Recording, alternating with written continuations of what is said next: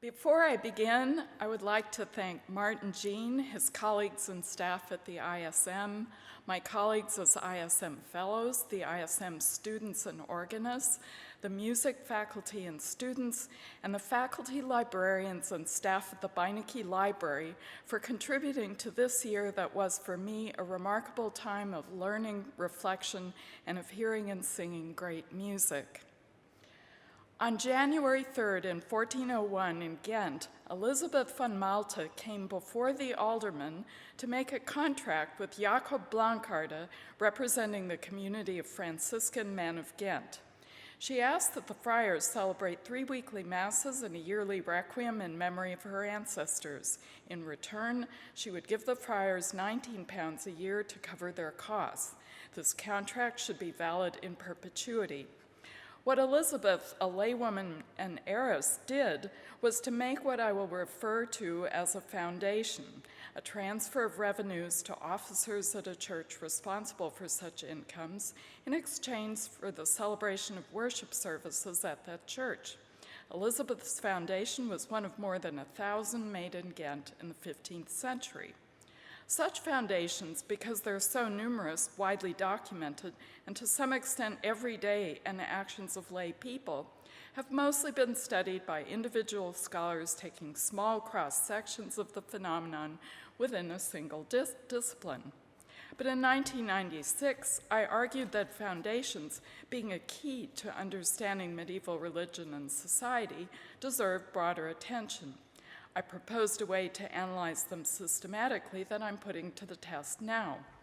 My 1996 approach did not find resonance in the small field of musicology, but it came to the attention of a team of scholars in Berlin, led by Michael Borgolte, now professor emeritus at the Humboldt University and a member of the board of the distinguished series Monumenta Germaniae Historica, who, with a subsidy from the European Research Council for 10 years of work, produced a remarkable 3-volume encyclopedia of the medieval foundation process, which his team discovered to be a global phenomenon not limited to Latin Christendom, and also found among Muslims, Jews, Greek Orthodox Christians, and followers of the religions of India and China. Vast in scope, his project established a global state of research on religious foundations, showing, for example, East Asia to be most in need of work. Within Western Christianity, major foundations, such as those of churches and monasteries by royalty, have been examined in a diverse multiplicity of publications, but local foundations by individuals and collectives, and the music and art associated with them, much less so. When I spoke to Professor Borgolte in Berlin last month, he was not aware of ongoing research on the liturgy of foundations, but he did cite an important project completed some time ago by Mary Jennifer Bloxham, a former ISM fellow, to recreate a foundation in sound and video that had, in 1487, established the yearly singing of Jacob Obrecht's Mass for Saint Donation in the Church of St. James in Bruges. Her project led to other joint concerts with Capella Pratensis, an ensemble that is specialized in recreating concert spaces like the interiors of late medieval and early Renaissance churches. Bloxham's study was possible because the right documents and music survived. From Ghent, my subject today, there is also abundant documentation, the complete run of aldermen's registers for the 15th century, but relatively few music manuscripts whose association with Ghent is certain. Nevertheless, today I propose a typology of the liturgy of lay foundations in Ghent that includes chant and polyphony. I will describe the extent to which these liturgies were personal or communal, private or public, or of political consequence. Through these founded liturgies of Ghent, I argue for a different understanding of late medieval liturgy in general, one that considers it to be three-dimensional, embodied, and interactive, and takes into account those present in their role, material objects including paintings and other art in the liturgical space, music, and such integral parts of these events as distributions of bread, wine, and even clothing. I'm not the first to propose this broader interpretation of liturgy, but here I give examples showing why it is so necessary. In the Middle Ages, what we today call liturgy, as well as its celebration, changed much more often than the rules, customaries, ordinals, and service books of those centuries suggest, even though the Eucharist and inclusion of the Psalms of David remained constant. After the interruption of the century-long Carolingian adoption of their selection of practices from Jerusalem, Rome, and Byzantium by Viking invasions, the dispersed monastic communities rebuilt their churches and added saints' offices and votive masses to their daily prayers. Then, reform after reform at Benedictine houses led to new religious orders, each with their own liturgical practices. With the imposing Gothic cathedrals and the first founded side chapels came a rise in private devotion, as shown first by the appearance of the breviary and missal as smaller books, and then by the exploding production of small psalters and books of hours for private use that would not diminish before the Council of Trent. With this rise in private devotion came the skyrocketing popularity of lay foundations. The result was a remarkably broad spectrum of ritual, if not liturgy, in the late Middle Ages, with levels of ceremony ranging from the most formal public pontifical ceremonies to crown kings or dedicate churches, to the highest feasts of Christ and Mary's life and of the saints that were venerated at main altars, and to different levels of lower-ranking feasts, all the way down to memorials. There were also the ceremonies in the oratories of kings, bishops, or court palaces, those established in side chapels by patricians, citizens, guilds, or confraternities, and finally the private worship of individuals assisted by known texts and prayers in books of hours. Arguably, these changes to the liturgy were made by individual people, lay and clergy, some known and influential on many believers, think of Charlemagne, Pope Gregory VII, or Thomas Aquinas, and many others named in documents, but some only of local significance or nameless monks, nuns, poets, or composers. Even in the early Middle Ages, each church had its own variants of the responsories for Advent, the Alleluias for the weeks after Pentecost, the Office of the Dead, and often of the chant melodies it sang. Thus, in 1996, I argued that medieval churches were not institutions, as within a post-Tridentine hierarchy in which popes, cardinals, and bishops determined liturgy. The Sacred Congregation of Rites supervising Catholic liturgy was only established in 1588, and late medieval cardinals, bishops, and even canons were often away on business or pleasure and replaced by underpaid stand-ins. Instead, and especially in the later Middle Ages, the church liturgy came from the bottom up, that is, from individual chapter initiatives and individual believers whose introduced celebrations were not necessarily regulated and led to the remarkable diversity. Turning now to the celebrations introduced by Foundation in Ghent, virtually every religious foundation recorded in the books of the aldermen of the city council established an obit, that is, a mass for the dead, sometimes with other liturgical services, all which were to speed the founder's soul out of purgatory and keep it in heaven indefinitely. Since this was also the case throughout Europe, one can conclude that all foundations had the welfare of the souls of the dead in the hereafter as their central purpose, which is easily explained as a consequence of the birth of purgatory, as Jacques Le Goff called it, because purgatory incited fear. Jacques Haggh-Huglo called this widespread practice of individuals founding numerous obit masses the accounting of the hereafter. My point is that these obit masses were therefore supplicatory, petitions to God for the deceased souls, and that this supplicatory purpose distinguishes all founded liturgy from that celebrated at the main altars of churches or convents. The meaning of the main liturgy of the church in this time was expressed by the most widely read late medieval commentator, Bishop Guillaume Durand, in his Rationale Divinorum Officiorum. Durand, in explaining the ceremony of the dedication of a church, wrote that a church was dedicated to drive out the devil and his power so that anyone fleeing to it could be saved, so that prayers offered there might be heard, so that the praying assembly would receive God's consolation, so that prayers could be offered to God, and so that the ecclesiastical sacraments could be administered. What Durand tells us is that in the church, the living matter, as do their prayers, in a space free of the devil. There they receive God's consolation, and the ecclesiastical sacraments can be administered. Durand makes no mention of purgatory, masses for the dead, or the afterlife. By contrast, foundations were made to remember and help the dead for all eternity, as their documentation explicitly states. This distinction between main altar liturgy and founded liturgy can be seen from the placement of tombs in churches, which were normally, but not always, kept out of the choir and space of the main altar.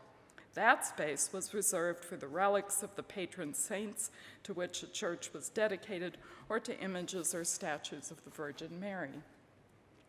The masses for the dead of Ghent could include a vigil, matins with 3 or 9 lessons, a full office, a procession to an altar, the tomb, or a grave outside the church, sometimes with the singing of a specified chant, reading of special prayers, most often the Psalms De Profundis Clamavi and Miserere Mei, or memorials to the Virgin Mary, the Holy Sacrament, or a patron saint. Inexpensive obits founded in Ghent only included the Mass and may have just been recited by the priest. Numerous such very short Masses were recited quickly at funerals, for example, 30 every day for a week. But most obit foundations requested matins with 9 lessons, and such offices of the dead are also found in books of hours, which allowed private worshipers to speed through purgatory even faster. But after 1460 in Ghent, some expensive foundations request polyphonic requiems. Possibly requiring polyphony is the 1471 foundation by Leven-Zuteneis at St. John's Church for 2 requiems for family members that were to be done by 2 cantors, probably intoners, the singers of the quotidiana, so-called daily singers who could sing polyphony, vicars, and members of the choir who sang chant or polyphony. Definitely with polyphony is the earlier 1463 foundation at St. Nicholas Church by Hoste de Gruyter, whose yearly obit should be done with the 2 cantors, 7 quotidiana singers, 2 vicars, and a quotidiana singer with 4 young clerks, the typical ensemble for polyphony. These foundations correspond well to the earliest date suggested for Johannes Ockegham's surviving Requiem of 1461. It was common to request short processions after the Requiem Mass. In Ghent, the antiphon of choice to be sung was Clementissime, shown here, which is not in the earliest Western chant book, but dates from the 11th century or later, and is found in manuscripts from Arras, Italy, and Portugal. The short processions might also include the 2 added psalms, De Profundis and Miserere, seen here in a book of hours from the Beinecke. The memorials that were often added to foundations traveled more than almost any other liturgical item. They weren't just part of obit processions, but were added to vespers or compline at the main altar on days when more than one saint was to be remembered. Inside chapels, memorials to patron saints could find daily use. The most splendid of them were those with the singing, also in polyphony, of the 4 seasonal Marian antiphons, Alma Redemptoris Mater, Ave Regina Celorum, Regina Caeli, and Salve Regina. These memorials came to be known as Salve services, or in Dutch Loven, and were not just for Mary, but also for the Holy Sacrament. Such services were known in Ghent in the 14th century, but were embellished with polyphony or added music in the 15th. Thus, in 1419, Victor de Vliegere at the St. Nicholas Church founded the Saturday evening singing of the 3 verses after the Salve Regina by 3 little clerk schoolboys. Later, in 1507-8, the Marian Confraternity of Ghent St. John's Church had a book, quote, out of which one sings the Salve, unquote. In 1519-20, a Lofboek. And in 1565-6, the singing master was paid for having composed canticles for the Lof. The chant for the Ghent Marian antiphons is in the St. Bavo Antiphonor, Ghent University Library 15. Many foundations established votive masses inside chapels for different days of the week or improved existing ones. Such masses increased over the 15th century and may have been part of a trend to fill churches with uninterrupted singing. Other evidence of this trend was the establishment of quotidianen, or choirs of daily singers, beginning in the late 14th century, whose main task was to sing all of the offices, including the lesser hours, and often with polyphony. The most expensive mass foundations were for series of votive masses. Votive masses go back to the supplements to early sacramentaries, but they were first added systematically and celebrated at the Abbey of Cluny in the 10th century. The two Ghent abbeys became Cluniac, but foundations for serious votive masses in the secular churches only date from the early 15th century. Here, two series of Ghent can be compared to that established by the Burgundian Duke Philip the Good. These series show that masses for Monday, Friday, and Saturday were fixed, but that the type of mass on other days of the week could differ. Requests for such daily masses in discount were rare, but one by Lawrence de Mach and his wife in 1460 was for daily masses sung in discount by the 7 singers of the Quotidiana at a cost of £100 a year, substantial sum, but keep in mind that this was for 365 discount masses each year. Short series of votive masses were also known at courts and in Ghent. Each chapter meeting of the Burgundian chivalric Order of the Golden Fleece in the 15th century included votive masses for Andrew the Dead and the Virgin Mary, later also the Holy Spirit. Similar but not identical series were founded in Ghent. Even more common was the practice to found not just an obit, but also yearly masses for the Holy Spirit and or Virgin Mary to be celebrated while the founder was still alive.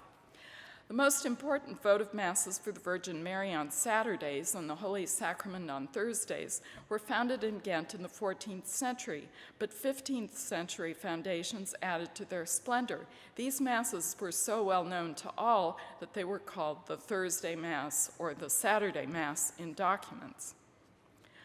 Votive offices were rarely founded in Ghent, but an example is the modest foundation made for a, quote, Marian service, unquote, at the Béguinage by Austin Papal in 1463. A more substantial foundation by James the priest at St. John's Church in 1454 established his obit and increased the solemnity of the 7 hours of the Virgin. Such votive offices were also centerpieces in books of hours, which included the hours of the Virgin Mary, the Cross, and the Holy Spirit. And here you have the hours of the Virgin Mary.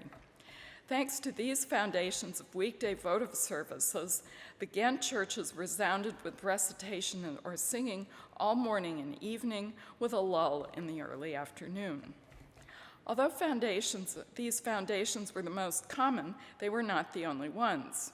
An unusual foundation in Ghent was made in 1462 at St. John's, the church where the aldermen were sworn in, of the footwashing ceremony of Maundy Thursday, during which a series of antiphons was sung, always beginning with Mandatum.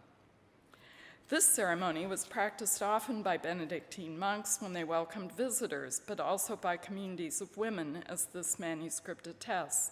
The Ghent founder Jan Veit asked that the, quote, full choir, unquote, participate in singing the series of antiphons. The most important foundations in Ghent, as elsewhere, were those made by guilds and confraternities. Some guilds had oratories in their own houses, but most met to worship in the side chapels of churches. Their foundations consistently established the best music, as even the language of this 1445 foundation suggests, a rare instance where the legalese of the aldermen's registers becomes emphatic. In notable singende Messe. Fascinating is the requirement of the 1451 foundation that speellieden, or instrumentalists, should play at the masses for St. Sebastian and Agatha. This is very early for such a reference, and we don't know if the speellieden played loud or soft instruments. Over the course of the 15th century, two important trends occur in the Ghent foundations. First, that founders request more discant or polyphonic singing, and second, organ playing. These are direct consequences not only of changes in music education in towns of the Low Countries, but especially of the establishment of quotidianen and of choir boys in the 15th century, and the building, placement, and maintenance of several sizes of organs beginning in the 14th century. Discant, written or improvised counterpoint, we know is not just learned music, but a popular practice taught in schools and by private teachers as well as in the church. Rob Wegman has shown that regional styles were recognized and that organists even taught it by giving singers pitches. Women of very high standing might also learn it. Examples of simple discant from Ghent are found in a manuscript associated with a parish church located next to the leper hospital and in expansions of a Gloria and Credo in the St. Bavo antiphoners. But composed masses and motets were also sung, and mass and motet books are documented regularly after 1500. Since my ISM presentation last fall, I've thought about the problem of matching surviving polyphonic masses in manuscripts to foundations such as those documented in Ghent, such as Mary Jennifer Bloxam's project has shown can be done. The main problem is that it's difficult to know from the music alone if polyphonic ordinaries were destined for chapels, the main altar, courts, or private oratories, let alone the myriad possible ritual contexts suggested by foundations. To see what I could learn, I looked at the mass ordinaries composed by Obrecht and Agricola, both born in Ghent, and Pierre de la Rue, of whom a leaf of the beginning of the Kyrie of his Missa Ave Sanctissima Maria survives in the Ghent archives. I've concluded that the histories of style of these composers' works tell us little to solve this problem because they associate increasing complexity with progress over time. Complexity does not necessarily correspond to liturgy with its levels of ceremony and of required length and brevity. In my opinion, analyzing mass ordinary movements with respect to a liturgical setting could tell us more than stylistic analysis alone. First and foremost, any mass ordinary must fit into a prescribed time slot if it's to be sung in a church. Some foundation documents state exactly when masses should begin and end, and account books show that singers were fined if they were late. The length of the mass depended on the rank of a feast, and votive masses were usually shorter than those of major feast days. So a broad comparison of the lengths of Renaissance mass movements in numbers of briefs, or a look if the Kyrie has 3 or 9 sections and the Agnus Dei 1, 2, or 3 polyphonic sections could be very helpful. It's true that what would later be called tactus was changing by the mid-15th century as composers learned to use proportion signs. Yet measuring the duration of masses by counting briefs could allow us to determine average lengths of masses across the extant corpus. From research by Jenny Bloxam and Ann Walters-Robertson, we know that the choice and melodic variants of cantus firmi matter. A surprising number have still not been identified or situated. Their use in polyphonic texture can also provide clues for the destination of a mass. We know, for example, that Superior's paraphrase was practiced at the court of Burgundy and that tenor cantus firmi were common in South Germany and Austria. A complete Kyriale is in the 15th century gradual Ghent 14 from St. Bavo's Abbey, with the melodies used in subordinate parishes, but many mass ordinary settings of the 15th century do not include ordinary chant. Masses on multiple cantus firmi are a special case studied by Jenny Bloxam. These were especially well suited as founded masses or masses for private oratories, especially masses combining different Marian texts, as do a range of prayers in books of hours. Here's a prayer bringing together Mary and another saint in Beinecke Library manuscript 110. It has a series of Ave incipits interspersed with text for St. Barbara.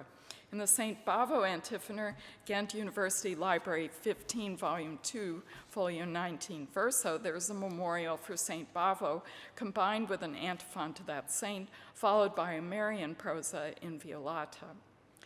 Bonnie Blackburn has shown that mass cantus firmi also come from motets or devotional texts in books of hours, including the Marian prayer Ave Sanctissima Maria, which was credited to Pope Sixtus IV and had 11,000 years of indulgences tagged to it. The first page of a Leroux Mass on that motet is a fragment in Ghent, and this composer had a benefice at that city's collegiate church of St. Verle, the church established by the Dukes of Flanders. Leroux's Mass is a triple canon for 6 voices, opens the Songbook of Margaret of Austria, now in Brussels. And there is the treatment of the Sanctus. In Obrecht's Missa Sancta Anna, an O Salutaris Hostia is inserted between the Pleni and Benedictus. Would such a Mass have been appropriate, say, at an altar of St. Anne for a Thursday Holy Sacrament Mass? The Sanctus was also changed by the addition of a prayer to the Holy Trinity, as found in a book of Hours, Beinecke Library, manuscript 110. Text treatment may also provide a clue. The Mass for Levinus of Ghent by Pipolare omits the Et Incarnatus, the only mention of Mary in the Credo. One would not expect such a Mass to have been sung in a Marian chapel.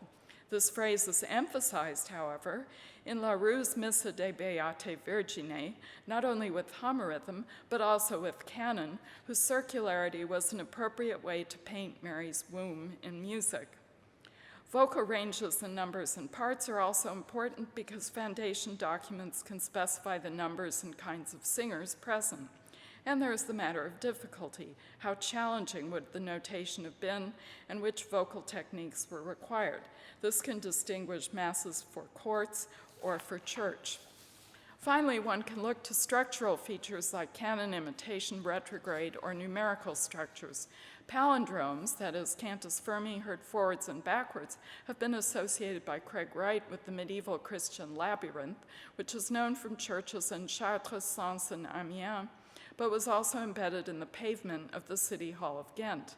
So it's interesting that Obrecht's Marian Mass, Missa de tout bien plein, is in 3 voices, has the cantus firmus in the middle voice, and in the Sanctus has the cantus firmus in segments in reverse order. The Credo is also a palindrome. Were we to look again at the Renaissance Mass, thinking of liturgy in these ways, perhaps we would have a better idea of when and where they were intended to be sung. Turning now to organs in Ghent, organists lived together in the Organist Street. In addition to those foundations in the PowerPoint, another was made in 1446 for Vespers, Matins, and Mass on the even day of St. Michael's at the altar of St. Michael in St. John's Church, with organ playing as was customary there on the feast of St. Agatha. A foundation of 1487 for all days of the octave of Corpus Christi asked the organist to play daily at Vespers and High Mass. Earlier in this presentation, I suggested that founded services come closer to the private devotions of our books of hours than to those of the main altar of the church, and that these are especially Marian foundations, or those introducing Marian antiphons or sequences after Compline, or at the end of an office or procession, often with polyphony.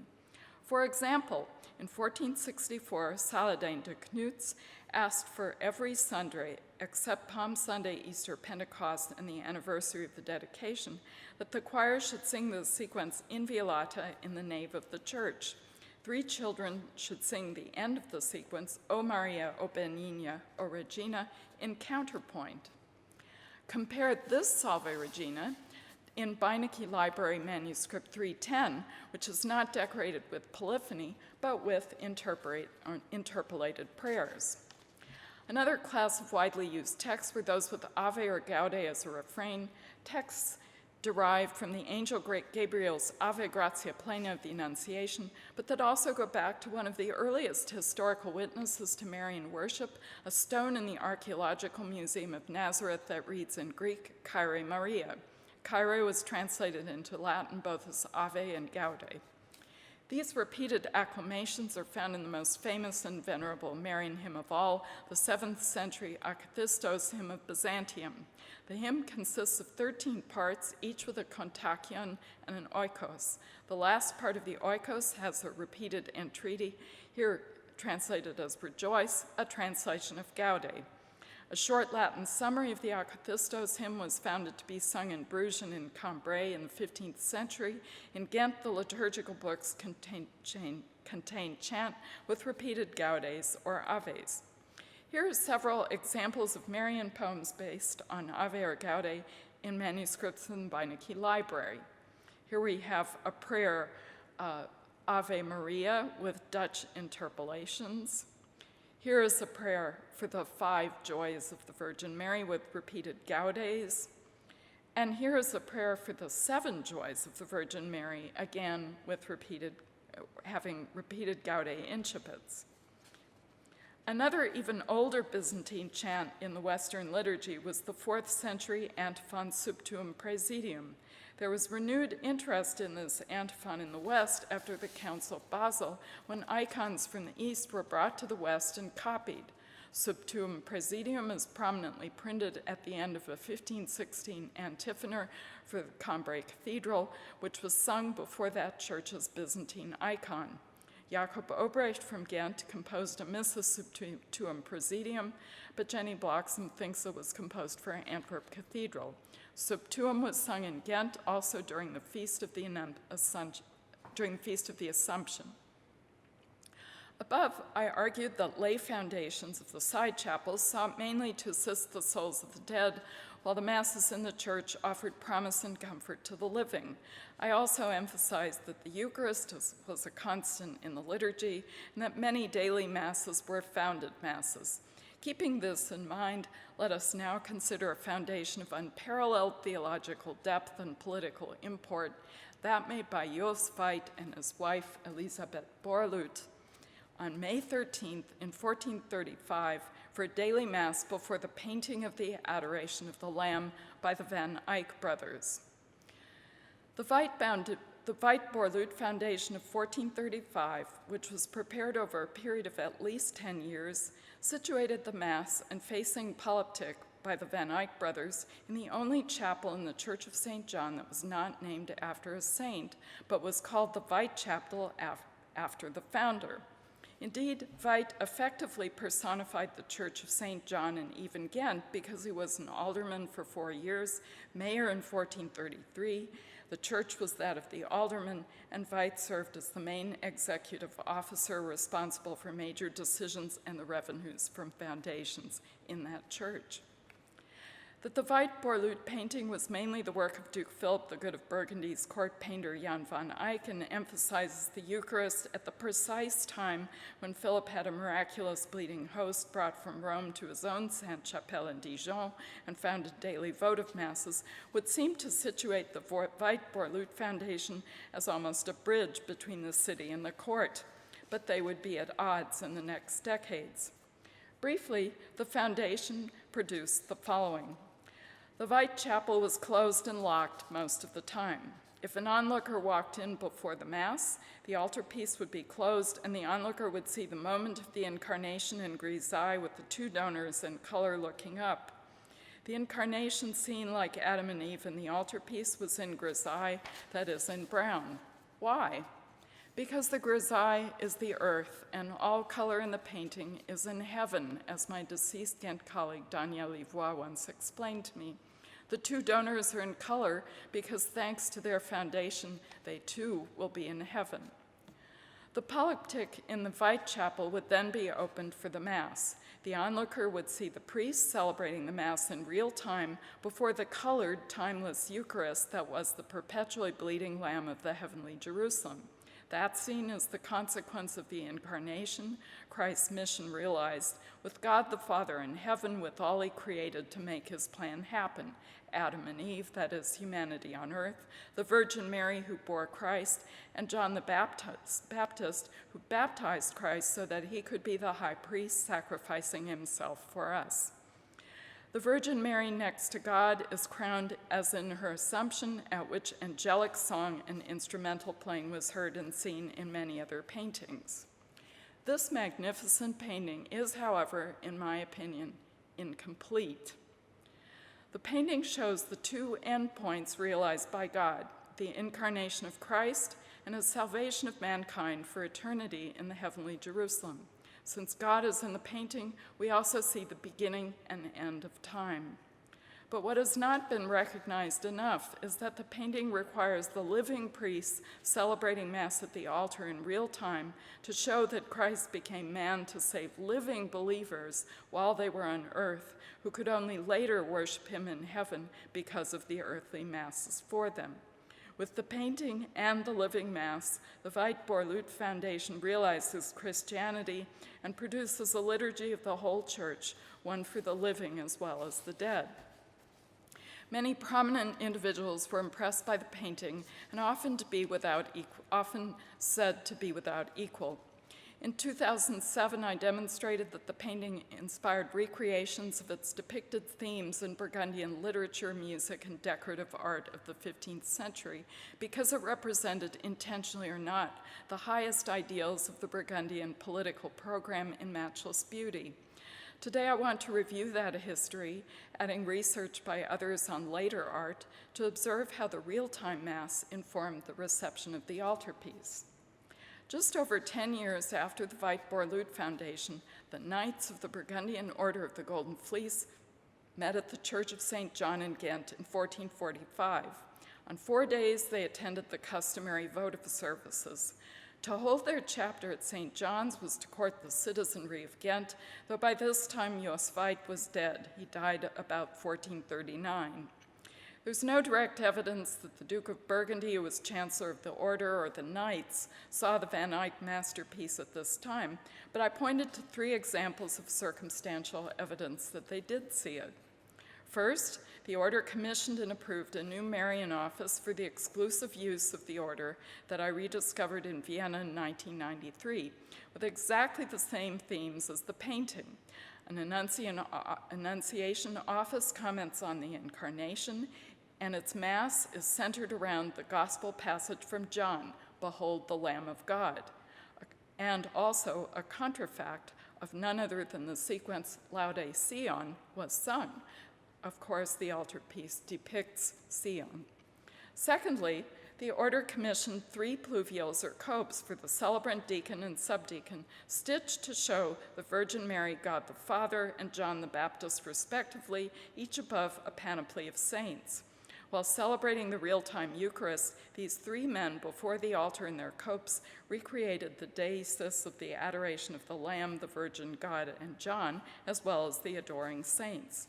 This suggests that the vestments, which have been dated between 1430 and 1451, must have been planned in awareness of Van Eyck's painting, most likely as a result of the Order seeing not just the painting, but the Mass taking place before it.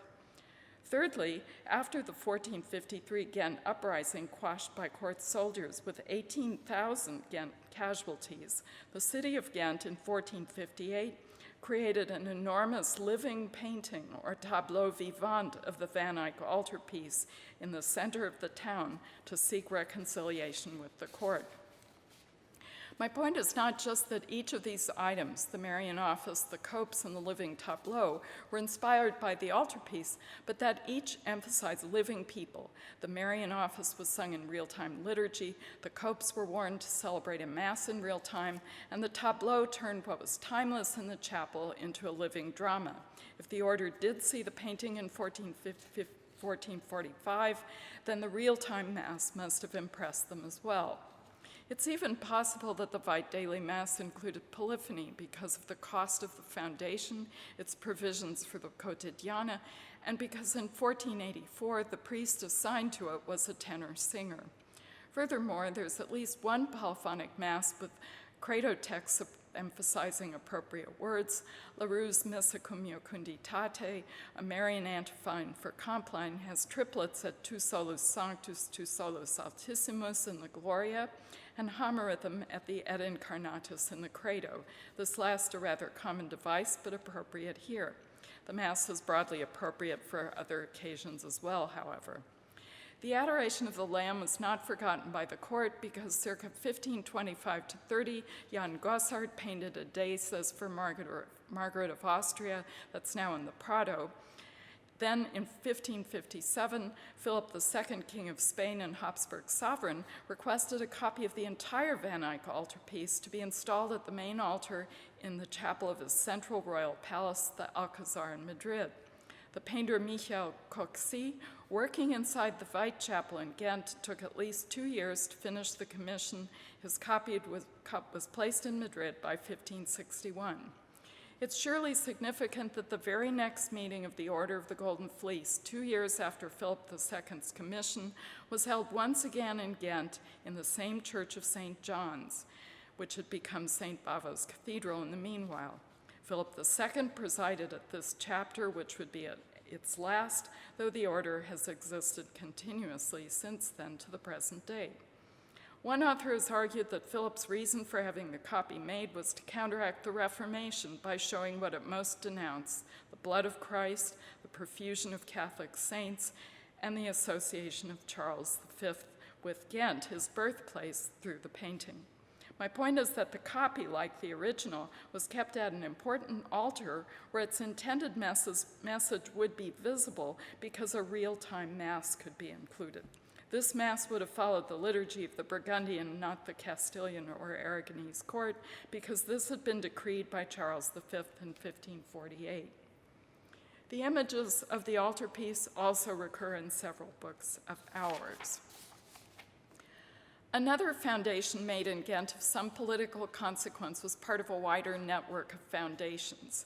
This foundation introduced a celebration continuing into the 18th century, but was modeled after a 1457 Cambrai foundation that introduced a Marian feast celebrated in some 70 churches at one until 1953. The Ghent Foundation is not in the alderman's books for reasons I'll explain. It was made by Walter Henry in 1481 and is recorded in a long charter like this one. Henry came before the Mother Superior of the Augustinian Sisters of St. Agnes in Ghent and founded a zobit, a cell for one sister, and the celebration of the office and hours of the Recollectio, festorum, beate Mariae virginis, as in the cities of Cambrai, Maubeuge, and Leuven. Henry asked the Virgin Mary and the whole heavenly community to watch over his soul, the souls of those he names, and the souls of the Mother Superior, sisters, and all persons in the cloister. This Recollectio that Henry founded was an entirely new Marian feast. Its liturgy had been commissioned by a canon of Cambrai Cathedral from Gilles Carlier, a theologian, and Guillaume Dufay, who composed the plain chant while at the court of Savoy. The feast tells the life story of the Virgin by recalling her feasts of the Conception, Nativity, Visitation, Annunciation, Purification, and Assumption. Introduced without any regulation, the Recollectio was soon founded at most churches in Cambrai and at Aosta Cathedral in Savoy territory, then at multiple churches and convents in the Low Countries, with 14 foundations by Henry alone. After the Council of Trent, the office by Carlier and Dufay was replaced by another, but keeping an antiphon of the older office. The work of Carlier, the original office, is no less complex than the Adoration of the Lamb. The painting existed within a political world divided between city and court. The Recollectio office in an environment of opposing views over Mary's conception. The Franciscans believed in her Immaculate Conception, and the Dominicans that she was sanctified immediately after her conception in sin. Carlier, well aware of the problem since his doctoral dissertation was on the subject, circumvented the controversy by using an allegory in a Dominican sermon, but beginning with Mary free of sin and not explaining when that occurred. Walter Henry would found the Recollectio to be sung both by Dominicans and Franciscans. Overlaid on the Recollectio texts about Mary's life are references moving from the creation of Genesis. The office begins with Tenebrae diffugiunt, the shadows dispersing, to Easter Sunday. The last antiphon, Ave Virgo, has 8 lines of 8 syllables, 8 a number associated with Christ's resurrection. This foundation takes on additional meaning if we know that Henry, a pupil of Dufay's colleague Nicolas Grenon in Cambrai, had been employed as a singer at the court of Charles the Bold of Burgundy, which favored the convent of St. Agnes. Originally a community associated with the modern devotion, the convent had been destroyed in 1453. The next year, Augustinian canonesses were established there, dedicated to St. Agnes, who took the iconographic symbol of the Lamb. Margaret of York, Duke Charles' wife, laid the first stone in 1472. The women agreed to sing an obit for the dukes in 1475, and the church was dedicated in 1482, not long after Henry's Recollectio foundation. Given that this community was associated with the court, Henry could easily make and secure his foundation in a contract with the convent without going to the Ghent aldermen. He did go to them for other matters, but never made another Recollectio foundation in Ghent, the only major city in what's now Belgium whose collegiate churches did not celebrate this feast, probably because it was associated in their minds with the court. My survey of the liturgy of the Recollectio and of other foundations made in Ghent has shown that the late medieval liturgy was more than texts that were recited. The inclusion of music mattered. Those physically present mattered. Priests were needed to celebrate the Mass, singers if polyphony was sung. In the case of the painting of the Adoration of the Lamb, the real-time Mass was essential for its meaning. And this was not the only painting to have interacted with liturgy. A book I recently studied about medieval Lübeck cited several paintings at altars with choirs of singing angels looking out at the singers required by the foundation. Material objects like the liturgical vestments of the Order of the Golden Fleece also presented scenes that were part of the liturgy. And liturgical spaces mattered. Were chapels open or locked? Could they be? We know churches were designed following numerical patterns. Was this true for chapels as well, or for altars or altarpieces? What were their acoustical properties? And what about stone or wood altarpieces? Here's one that was commissioned by a couple who founded a Recollectio chapel in Mons. At the center of the sculpture is the Virgin Mary of the Assumption crowned in heaven, while the other feasts or events of her life appear around her. So the priest celebrating the office and Mass as founded could look to the Virgin Mary and scenes of her life. One element of liturgy that's often neglected is the offering. Many foundations made in Ghent included distributions of different kinds. For example, in 1464, Jan Moran established at St. Michael's Church on the Feast of the Dedication a distribution at Mass of 36 white breads, wine, and meat during the elevation, and of money or tokens to all of the clergy. In 1487, a priest asked the Church of St. Saviour to distribute 48 shillings to the poor on the 6 Sundays of Lent, and before the Mass, white breads to the poor. I've also found distributions of clothing. I hope to have demonstrated in this long talk that the liturgy of lay foundations, although it was centered on obit masses, was extremely varied, and that each founded event was multidimensional and could include text, chant, polyphony, or prayers that might find their way into private devotion, to other chapels or churches, and more rarely to services at the main altar. It's also a liturgy of multiple influences that could go beyond place and time. To overturn the past, as is now traditional at ISM, I urge that further research on foundations take into account this broader view of late medieval founded liturgy, which includes initiators, participants, recipients, the performance of the event, material objects, the nature of the communication with God, and the eschatology of salvation. Such a view abandons any attempt to reconcile the medieval liturgy with a single word and accepts the singularity of each foundation. Although liturgies were copied from one another, they were not the same because of their spatial, material, and performance contexts. The ferial Mass before the Adoration of the Lamb was not like other ferial Masses at other altars. By taking the context into account, one can see how it glosses or decorates texts and chant, bringing out shades of meaning. As a postscript, let me return to Jennifer Bloxham's reconstruction and sound of the Saint Donation Mass Foundation. Precisely because foundations realize private intentions, they can justifiably be recreated in concert performances, although they thereby lose the Eucharist. It's my hope in coming years to reconstruct foundations in sound, but by adding the organ and even instruments to what was previously and should perhaps not be a cappella chant and polyphony. Perhaps the variety and beauty of these late medieval events might encourage musicians to fill the old churches of Europe, and even those here of our time, with light, color, and especially music. Thank you.